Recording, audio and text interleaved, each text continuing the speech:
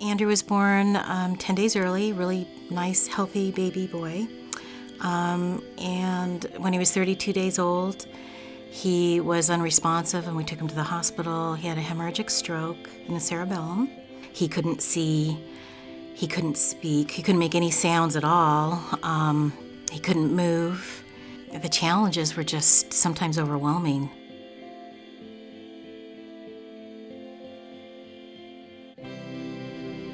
He was born healthy, and he was about 9 pounds, and about 3 weeks after he was born, he started to have seizures. He had severe brain damage. They were surprised he'd even lived. And so they said that day that he would never walk or talk. I remember he wasn't doing any vocalizations yet. He was about 3, and he started special ed preschool. And at that point, he couldn't move. He couldn't sit up on his own. And we were starting to teach him sign. And we were sitting at the dinner table, and his first word was when he was about 4 years old. And this was the first word that we knew meant something to him because he did this, which meant roll over. Well, there was rolls on the table, and he wanted a roll. And that was kind of the start of, okay, he's in there, he knows, we just need to figure out how to pull him out. Starting with him early on, I kind of instilled in him that you don't give up, and there's a way that you can be understood, and I'm going to teach you. And he started off, with basic technology, and then he had his first communication device and taught his mom how to program it, and we had a lot of different things that he could share with other people. I've been working with Donna since I was little. She's fun. We have lots of fun. Through his use of communication devices, I think it really improved his ability to understand communication. We first took Caleb to Provale when he was about 7 years old and met Donna. I remember I felt so good because I didn't feel like they were testing him.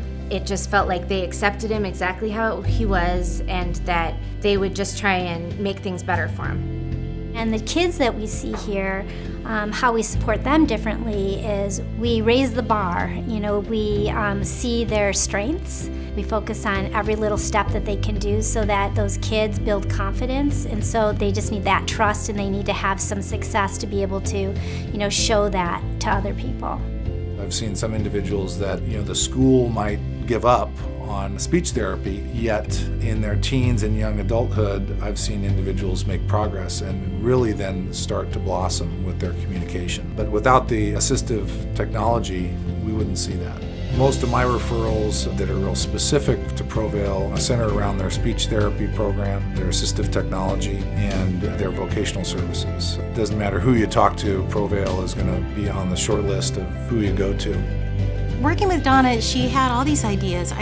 I know what I want the final outcome to be for speech. I want him to be able to express himself and be able to communicate and socialize, because that's such a big part of our world. And she came up with all sorts of different ideas, from very low-tech things, and then we worked our way up to higher-tech things. And she'd raise the bar, and he'd just keep going up.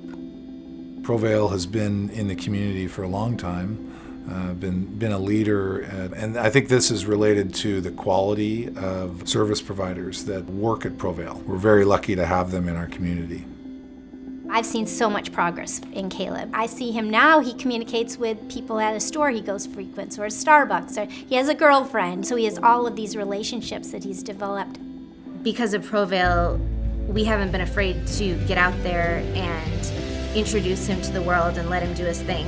It's exciting to think about where he could be. Even though I'm sad to think of him not as a kid anymore, I see that it's possible and that he can be out there in the world without me, and he can say what he wants to say. And I see him being a part of the community.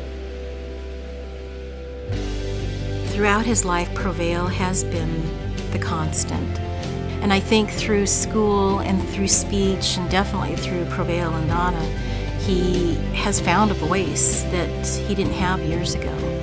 My goal is I am walking the airport at SeaTac Airport. I think he is determined. He wants to move out from home. He wants to have a job. He wants to be able to go and visit people. He's got a lot of things he wants to do, and he's going to do it.